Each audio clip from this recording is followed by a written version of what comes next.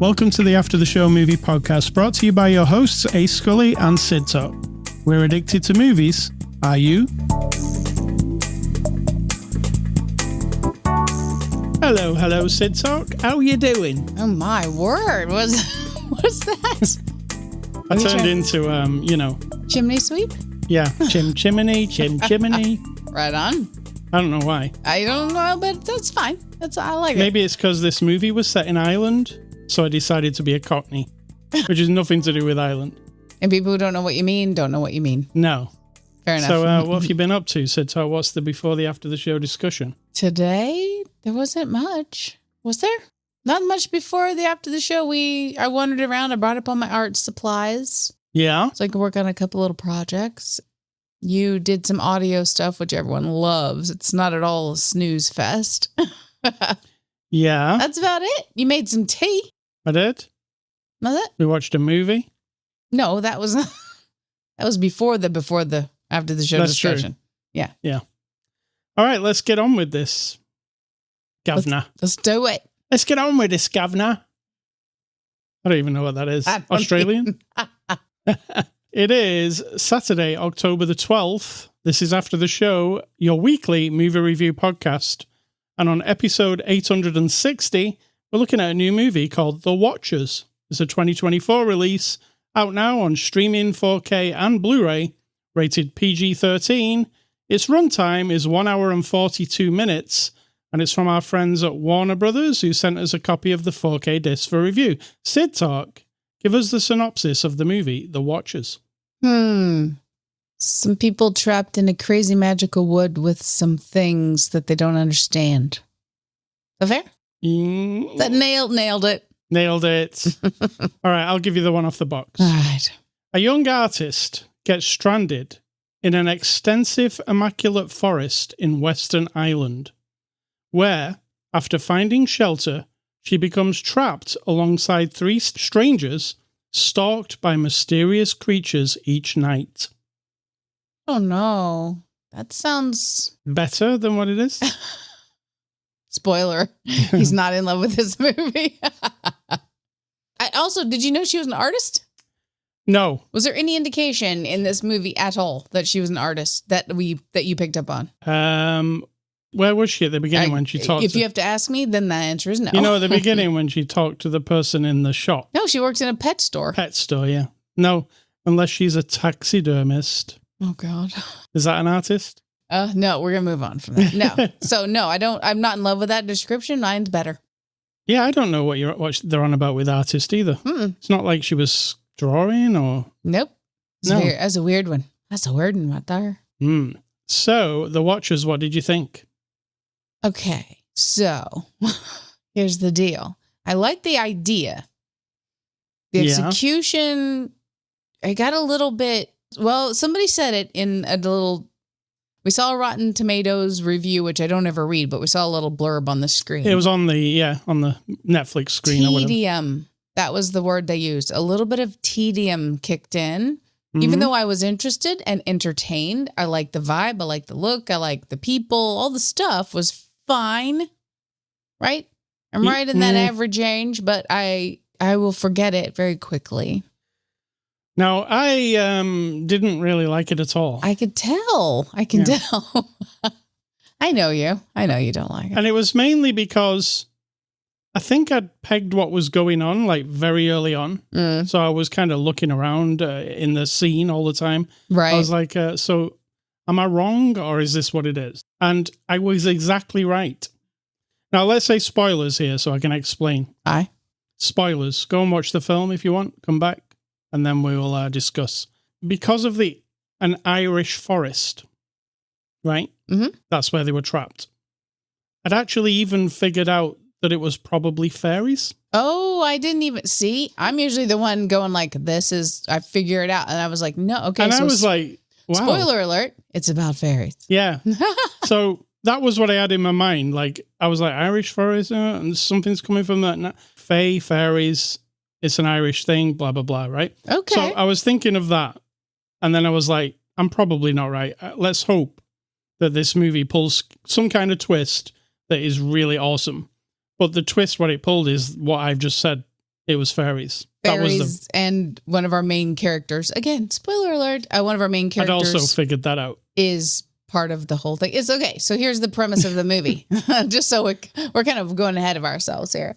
So in the beginning, there's a little voiceover that says there's a forest where it's like a net for lost souls. And when you go in, you don't come out. Okay. We see a guy running. He gets dragged into a hole by some kind of creature. Mm-hmm. We are established very quickly that you lose time. You lose space. He runs, and then he's back at the same spot again. So it's a magical forest established within like 1 minute. Then we have a group of people in a bunker type situation who are protecting themselves from whatever's in the forest. But there's one lady who knows everything. Yes. She's the lady at the gas station. The character at the gas station says, don't go into that forest. I would describe her as sinister as fuck. I didn't pick up on the sinister part. I did. But that's where we're at. So we got some people trapped in here. Everyone else seems to die who comes in the forest. But these particular people are safe in this bunker with the big glass wall. And they're called watchers because every evening they come and watch you like you're on a big TV set. Yes. What we have now is our new character who we meet in the beginning. She's a bit of a rule breaker. She doesn't like being told to just do what is happening in this magic forest. So she realizes very quickly once she's trapped, she's escaping. She has some darkness from her past because her mother died and she thinks it's her fault. And it was, but still. So we've got this troubled young woman who's going to make a difference, right? She's the one who's coming along. And then they sort of proceed from there to try to figure out how to escape and what we're dealing with. And there's a guy who came out to the forest a long time ago and built this bunker. He wanted to study them because he had a weird reason. We find out later. That's what we're dealing with. Yes. Yes. So the old lady in there is the one telling them there are rules and you don't do this and you can't do that and you have to act this way. And the whole time you're feeling like this lady is a little too informed. Yeah. Right. Yeah. She was totally like a giveaway for me. Red flag. Right. I was like, she has to be something to do with this because she's in charge here, it seems.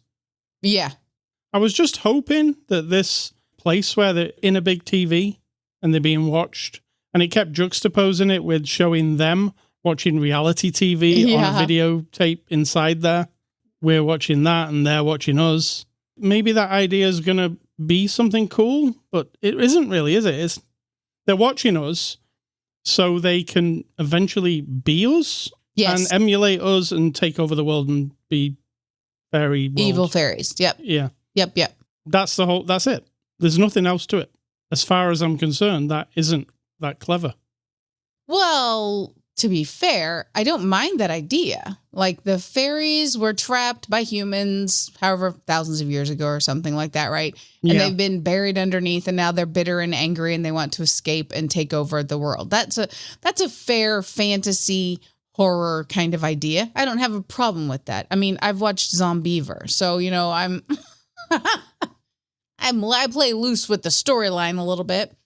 Yeah. It's just that it's very abridged, right? So we haven't read the book. There's 2 books, by the way. Yes, they're a book. And this is both books like jammed together into... And I can always tell you when the person who directed the script and directed this a movie, when they were in love with the original subject, like the book, that their whole brain is full of the whole book. And what then ends up on the film isn't everything you and I need to make it feel like a real interesting world. No, because... You see what I'm saying? And I also think the character development is too little in this movie for me to care about any of them. Exactly. It kind of leaves that to be desired. Yeah, our main lady, played by Dakota Fanning. I mean, I don't care. She's just a moody... I don't care about her. Oh, I don't dislike her or anything. I just... No, I don't. I mean, I just feel like I'm not... The character doesn't... It's not doing anything for me. I liked that she's a bit runs into danger. I like that. Yeah, she is not afraid. Yeah, because there's like a hole in the floor and she's just like, I'm going down the hole in the floor. And I'm like, whoa. Going in. Yeah, so I like that about her, but everybody else was like cartoonish almost. Like the Irish dude. For sure. Whenever they're inside the television, I would say, like in the bunker, looking out the window, all of those sequences felt like a stage play. Like it felt like people were talking lines, and it didn't feel like anybody was real to me. It's just like delivering lines. And I feel like there's some bad acting in this movie. I don't know if it was me just looking for bad, because I was like, I'm not really into this.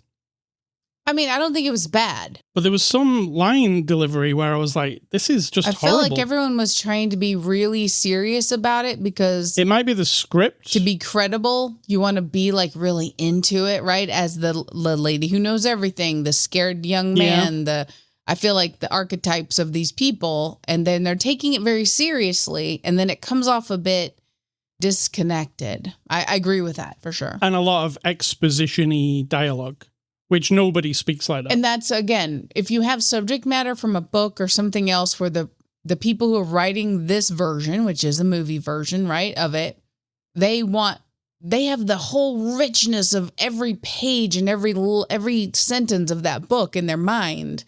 And when you put it on a book, that can turn into a 20-hour movie, right? Yeah. No. But you have to like cut and chop and paste little things. And in order to get us to the, what would you say, like the literary part, you have to tell a bunch of the story. I know what you're talking about. Like when she goes to his office and like he's got a recording of what's going on. He's got pictures of what's going on. And this is all at the end of the movie where you get fill in all the details. It tries to do a like twist thing towards the end. But I'd already figured it out, so none of it was really working for me, including the final climactic battle, which was underwhelming in a big way. Very. Yes, very. Yeah. Sadly. Now, if I did like something about the movie, and this is Ashana Shyamalan, she's the director, M. Night Shyamalan's daughter, who's not made a movie before, it's her first one. I actually thought, as a movie, it was particularly well made. Very well made, yeah. Really nice shots. There's some special effects that are dodgy, though. Yeah, I think the special effects were on the low budget kind of side. Absolutely. But I kind of looked over that. But just as far as filming this forest and even this room that they stuck in, and even the opening parts, which were set in Ireland with her, you know? What was the point in that scene, by the way, where she put on a wig and went out and pretended to be somebody else? Was that just she didn't like being herself? She didn't like being herself, yeah, and sort of like it's supposed to be some maybe metaphor for these creatures want to become us, and all she wants to do is be someone else. It felt underdeveloped. Very underdeveloped, yeah. So, again, in the book, it was probably a whole chapter. I bet it was, yeah. Yeah. But you're like, okay. And now we're off on our journey. Yeah. Oh, also, conveniently, she has to go and deliver a bird in a cage to somebody. And the bird is just there the whole time, which never comes to anything except near the end. It doesn't even come to anything because the birds all come. And you don't know what I mean until you watch the movie. Yeah.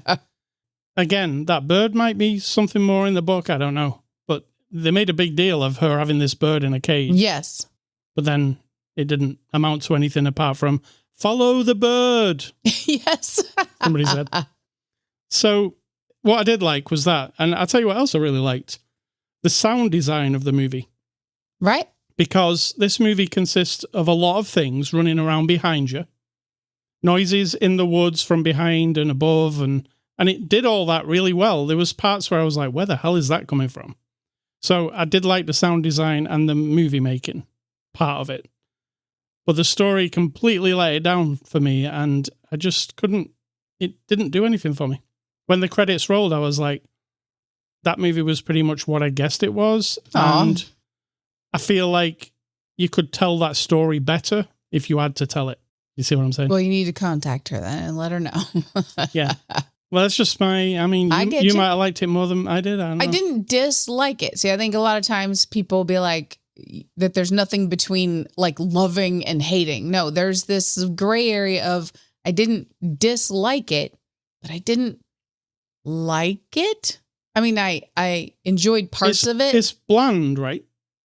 Bland is a good way to put it. A little bit under, you know, and I wanted doesn't more commit to any horror, really. No, and I wanted more of the story of the ancient fairies, right? We just get a very quick, when it's like, oh, this is what it is. Well, the whole leading up to that, you got not even any fun teasers other than you saying, because it's Ireland, you thought it. Yeah. But nothing fun like, I don't know, like a little indicator. I guess if you know about fairies, you might know that they gathered things in their little tunnel, like a toy and a bike and people's little things. Is that a fairy thing? I don't even know. It is a fairy. It is in the folklore of fairies. Right. Yeah. So I wouldn't know that. So that didn't mean anything to me. It just looked like a serial killer was collecting people's items in the down in the ground, you know? You know, when the fairy thought came to me really early on in the movie, I was like, oh, island, fairy. Yeah.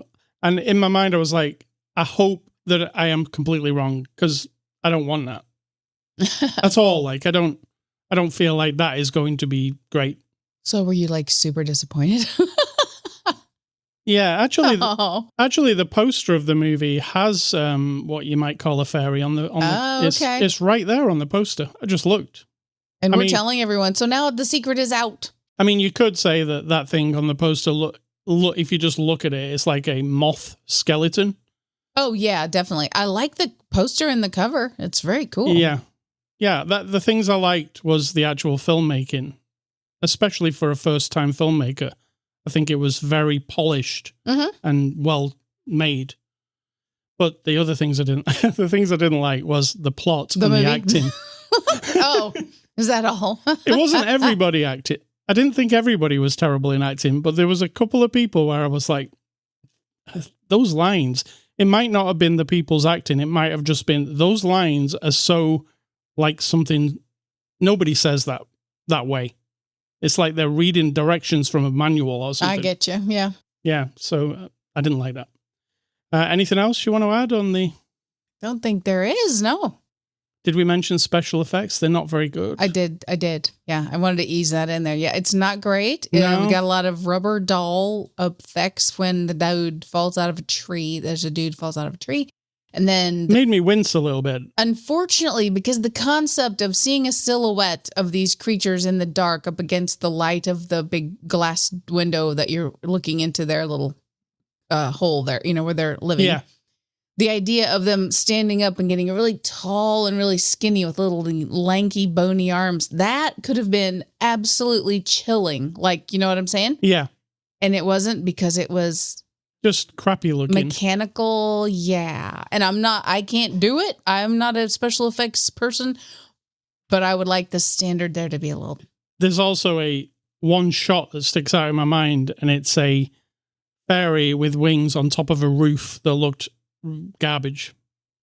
I don't remember that. And it's the very end. Oh, yes, I do. Yep, I know. And I was looking at the shot, and I was like, ooh, that could have done with like more lighting passes or something. It looked bad. I think I was just picking on everything at that point. Yep, me too. So, yeah. Let's move on to the cast. Dakota Fanning plays Mina. What do you think of Mina? Oh, I like her. I mean, She was my favorite thing, to be fair. Yes. You mean Dakota Fanning? Yeah, I liked her acting. I wasn't down on her. I thought she was good. The thing I didn't like was her character. Like I said, they do that scene at the beginning where she goes out with a wig on and says, I just want to be somebody else. That didn't really play into it. When she got lost in the woods, she kind of accepted things a bit too easily. I think it's character easily. stuff. Yeah. It was almost like, oh, yeah. Yeah, okay, I'll be with you people in this place and never leave. Well, no, she instantly was ready to escape, but she also didn't really seem to question it. Then there was like things in the movie where this is not down to her again. They pull a bicycle out of a hole, and then she says, well, now we've got a chance because we can escape on this bicycle.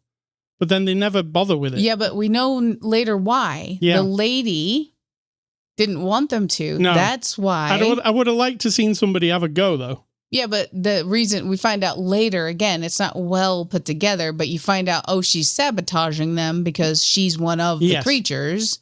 So she doesn't want them to escape. That's what was going on. I would have liked to seen maybe there be one more person and that person's the bicycle escapee and they end up dead, you know? But we didn't even go for like a horror aspect of people getting offed all the time, did we? No, which, you can't argue with like doing something a little different. So it's just fine, but. Yeah. Georgina Campbell, who I really like as well. She plays Kiara. She was in the movie Barbarian, which is fucking amazing. Oh my, yes. And she was the main lady in that. Oh my. And here, I didn't realize she was British, to be fair. Because in Barbarian, she wasn't British, right? I don't remember. She wasn't given a lot to do. I mean, she's been, from her perspective, think about it as a character. She's been in this room for 5 months. Her husband went out 5 days ago or 6 days ago to try to get help. He hasn't come back. She kind of buys into whatever the lady tells her to do. She's a bit like in shock, maybe. She's been there for months. Yeah. That's and true. So she also just wants, she's the one that you want to murder her because she's like, let's dance. Yeah, that's annoying. Let's play the music and dance. Like she's the sort of. Then you're supposed to be all like, oh, wonderful. In every situation, there's a silver lining. Yeah. So I like Georgina Campbell. I just didn't care for this character. Agree. Alwyn Farrow plays Madeline. Now, she was the lady, we've seen her before we figured it out what was she in? Tarot. Tarot, yeah. I don't like her in Tarot, and I don't like her in this. Oh, my. She is, her dialogue, I'm telling you, her dialogue to me sounds like she's reading off a card.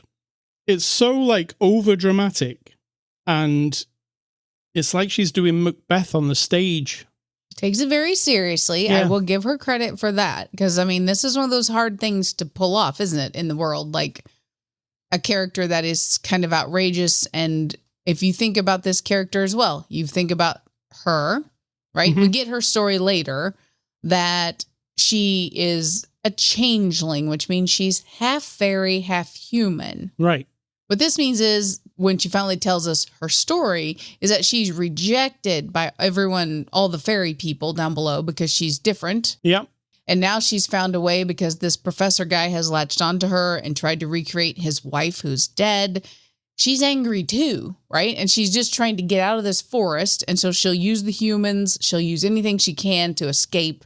So you have to, again, you have to reverse engineer to give her a reason to be so intense. Yes. But because so you have to think about the performer, she knows the whole story. And so that's where she's coming from. There's just no build up to her being serious. It's just all full on all the time. And in Tarot, I had the same problem with her. Yeah. She was really an exposition character in Tarot. True. They went to visit her and then she told them the whole story.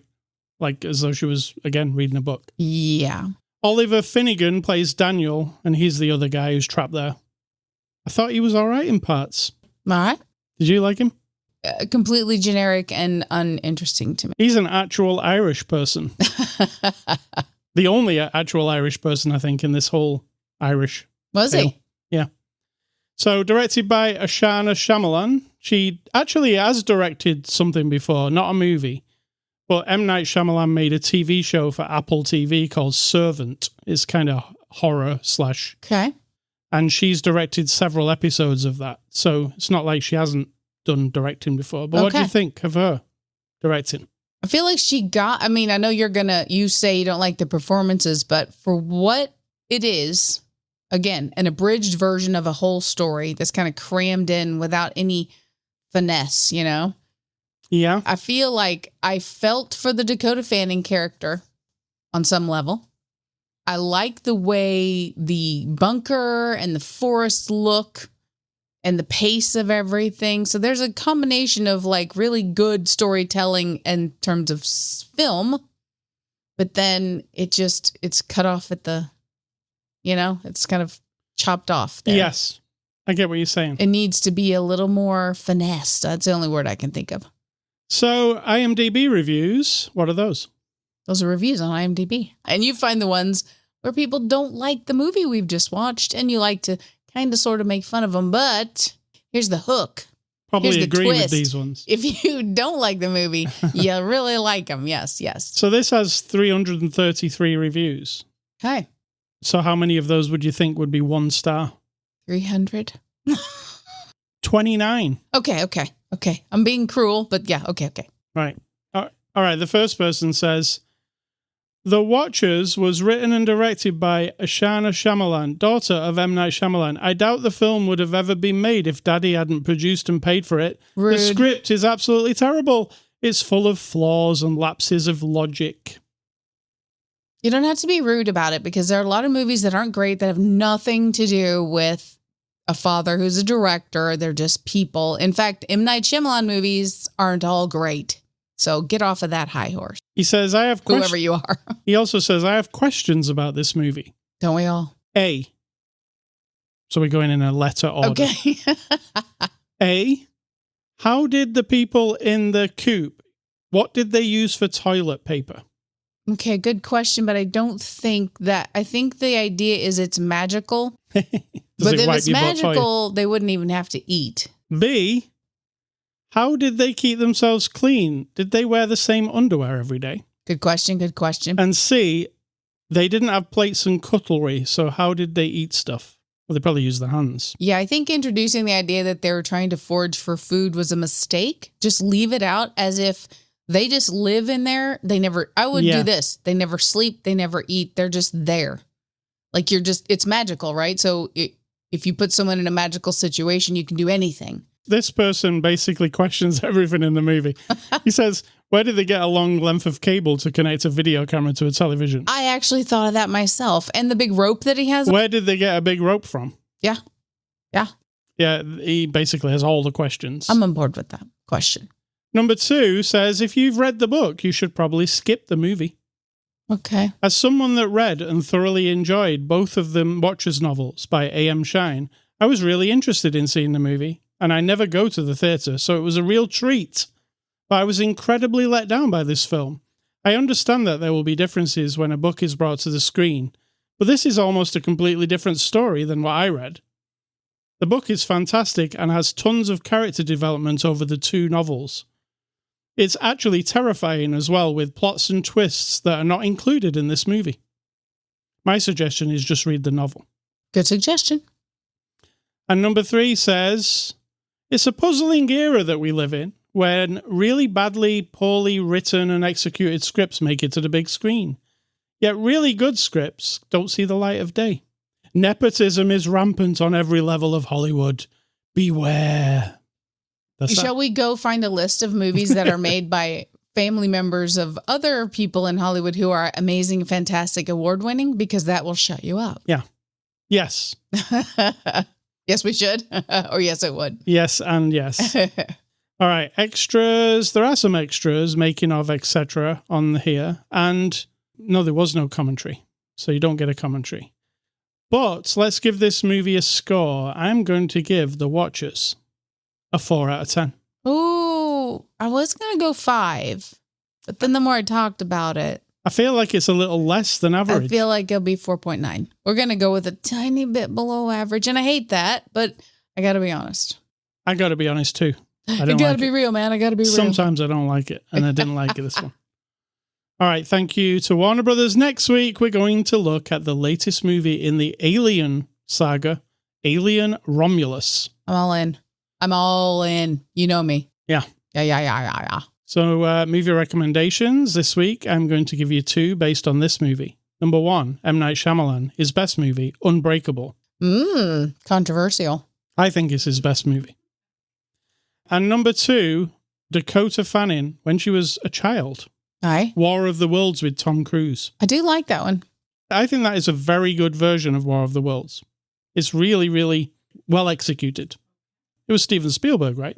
Correct. I mean, he doesn't get things wrong. Don't say that, because we can prove that wrong. And I'm going to say, let me get over to I'm playing City Skylines, by the way. So I'm building this city. I'm trying to get to 100,000. If people know the game, I'm at 96,997. So, yeah. Unrelated. We don't care. My recommendations are just going back to the 20th century, which was from 1900 to 1999, and some movies that I've seen. That's it. There's no quality involved here. I mean, there will be quality, right? But I'm not saying there's high quality. So there's MASH, the movie. Love it. Midnight Express probably doesn't age well, but we're going to leave that there. Midnight Express is a fantastic movie. The Last Picture Show, also very dramatic, very over the top cinematic, but like theatrical, Mm-hmm. Forever Young, not super great. That's Mel Gibson, where he gets frozen and then wake up later. Yes. And Defending Your Life, which I do like. That has Meryl Streep and the other guy from last week. What was his name? Not Mel Brooks. Albert Brooks. Where they're in like purgatory and they have to like defend things that they've done in their lives. So it's kind of like it's a very of its time that I liked it. That's it. All right, Ascully stuff. I'm going to have to lean over to the other side of my desk to present you Lean this. it. So Warner Brothers, who sent us some this movie actually to review, they also sent over some box sets this week. So I wanted to mention them and tell you that these are available. And these are some awesome. Thank you, Warner Brothers. You sent me some awesome box sets this week. Number one is the TV show The West Wing. You know this one? Yes. Have you watched this? I have not. It's available on Blu-ray for the first time. So it's a giant box set with the complete series of The West Wing. I'm assuming there was a lot of episodes of this. Yeah, it's not a long time. Yeah. It won 26 Emmys according to the box. Yeah, well, this is a huge box set of the complete season, not the complete season, the complete series of The West Wing. And how much do you think that costs? We'll tell them how much they are so they can go and buy them. I have no idea whatsoever. I'm going to say $72. It's $129.99. I like my deal better. You can buy it from Cidtalk for $79. All right, number two is Captain Planet and the Planeteers. This is a show that I've watched in the past. You never watched it, right? I might have, but I don't recall fully. Now, this one isn't the complete series or the complete season or whatever. It's the complete franchise. So it's a box set of everything to do with Captain Planet and the Planeteers. And if you ever watch this, I think it was from the early 90s. Martin Sheen, Meg Ryan, Whoopi Goldberg did the voices, and LeVar Burton. And, it's like superhero shit. Okay. And that is Captain Planet and the Planeteers, the complete franchise. That one costs $69.99. The next one is Julia Louis-Dreyfus in Veep, the complete series. Oh, yeah. Now, this is all of Veep, another box set. This one costs $79.99, and it's on Blu-ray, so it's high def. I've never seen this, but I'm assuming if you like The West Wing, this is another politic, right? I mean, she's the president, I'm thinking, by the box. I've never seen it. Vice president, I think it's Veep, but I don't know. Yeah, I've never watched that show Maybe she becomes the president throughout after. Listen to you making up a story. Right on. And finally, this is the big box set. This one is, lots of people will love this one. Okay. It's the 4K transfer. Basically, this show was filmed on film, so now it's on 4K. It's Friends, the complete series. Oh my goodness. On 4K. So, we've made That's hardcore. Yeah, all 10 seasons. Now, question, are you going to be watching it? I've never seen Friends. Maybe I'd like it. Who knows? Maybe. I mean, I know you. And once you get watching it, you might just get attached, but I don't know how much you'll like it. So this is like 1, 2, 3, 4, 5, 6 cases. Bonus disc is in one, and all 10 seasons in the other cases.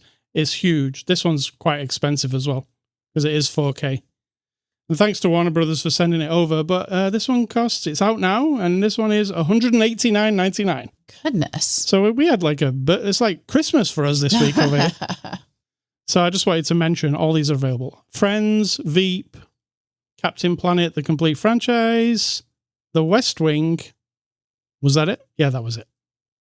Cidtalk, what's for dinner? Well, you're making it. But it's pasta out of a meal box plus tofu that I made earlier in the day. Oh. That's it. That's why we're only telling you because we're vegetarian and people still have some weird notion that we're just sitting over here chewing on lettuce. I can assure you, we are not. I ate half a bag of Doritos. There will be some spinach in tonight's dinner. There will, but I ate half a bag of Doritos earlier. So no, we're not just chewing on lettuce. No. All right, Cidtalk, what's your advice? And let's be out of it. It's not advice. Are you shocked? It is just an observation. And if you didn't listen to last week's show, and if you didn't listen to future shows right now, currently in this moment, we are, as a family, my mother is unwell. And so, observing a lot of things and behaviors in people. And one thing that keeps coming up is individuals' expectations of others. Why didn't they say that? Why did they do that? Why won't they do that? Why don't they act the way I want them to act? Why aren't they performing in this moment the way I expect them to act? And I've come to my own conclusion about myself. I'm an observer, right? I will watch, and try to create my own interpretations of everything. But I'm paying very close attention so I can understand and then maybe actually add to my own way of communicating and coping, right? And I just realized, like, in this, I'm making it very grandiose here, but like the history of the whole universe that's ever existed, whatever your beliefs, has led to your existence right this moment. And the life that you've led is all of your experiences, everything you've ever been taught by others, and that you have learned. Two different things, by the way, because as we know, interpretation, perspective is everything. Mm-hmm. That if you expect a behavior or a result from any other individual, that expectation is your invention. You created it. Your mind, as a combination of everything you've ever seen and felt and done, whether it has been something that people have done to you, and then you've learned to cope or not cope, or you've been affected in a very horrible or wonderful way, whatever it is. Now your expectations of all the other humans around, based on all that life that you've lived, you made it up. If you expect someone to behave in a specific way as a reaction to a very specific situation, if you zoomed out and looked at the world from like some alien perspective, your expectation isn't real. You've invented it. Now, it doesn't mean it isn't valid. I expect people to behave in a respectful, reasonable manner, right? That's kind of my bottom line. Like, don't be a complete asshole. And yet, guess what? I made that up. I invented that expectation based on my life, how I am, how I know that people perceive me, at least from what they've told me, is that, you know, there's a very standard of behavior I do expect. But that doesn't exist in the world. It isn't written in some cosmic book somewhere. Some people might argue that because they have religions, and that's fine. But I made it up. I invented it so that I can process the world. And so that I can then either be pleased with someone's behavior because they've met my expectation, right? So that's an ego thing. That's all about me. Or I can be disappointed because someone didn't do what I thought they should do. Also me. Or I can be devastated because someone completely and utterly let me down. Well, they're letting down my expectation. And again, it's valid. What I expect of you as my husband, Ascully, and what you expect of me as we've lived together for these 25 years almost, and our behaviors and how much we love each other and who we are. There is a sort of like a contract between us, right, of expectations and behaviors, and we live up to that for one another, hopefully, all the time. Yeah. To the most part. I have no control over you or what you do or how you react, and vice versa. But we understand each other. And so I don't get disappointed or let down or hurt or anything. And I'm never really surprised because I have high standards for you. And you meet them. Nice. But you're one person in the world. You're not my sibling. You're not my parent. You're not my friend. You're not a sibling of another friend. You're not anybody else but you and me. And I cannot control or demand that the world live up to my expectations, even if they're valid and they make sense and it's reasonable. I don't want people to be horrible and violent and hateful and disrespectful and come over and slap the shit out of you every 5 minutes or just completely lie to you for what appears to be no reason. I have expectations. Yeah, sure. Then again, if people do a thing that I wasn't expecting, I'm not their puppeteer. And I have to process now, how do I proceed with my relationship with that person based on my expectations, their behaviors, and whether or not I'm willing to discuss with them, or if it's even appropriate, where we go from there. So that's really it. That's a long way of saying, like, you know, your expectations are kind of yours. Does that sound like something that is great, fantastic wisdom of the world? Yes. Thanks. See, I expected you to say that. I expected nothing less. All right, ascully.com. That's the place you can go to get this podcast. We're also on Spotify, iTunes, Amazon Music, and YouTube. You can catch us on Twitter, Facebook, and Instagram. I'm Ascully, she's Cidtalk. Email feedback to me at ascully@ascully.com. Do not email Cidtalk with any feedback. And you can. Stay classy, Ishana Shyamalan. I say Dakota Fanning. Dakota Fanning, very good, but I'd really like to see what this director lady can come up with, Yes. This was a good first effort, filmmaking-wise. I just didn't dig the subject matter. Gotcha. Your expectations were not met. No. We're looping back. And I'm going to say, are you done? Did you finish? Did I interrupt you? I'm done. Okay. I'm going to say, think for yourselves, because if you're not doing it, someone is doing it for you.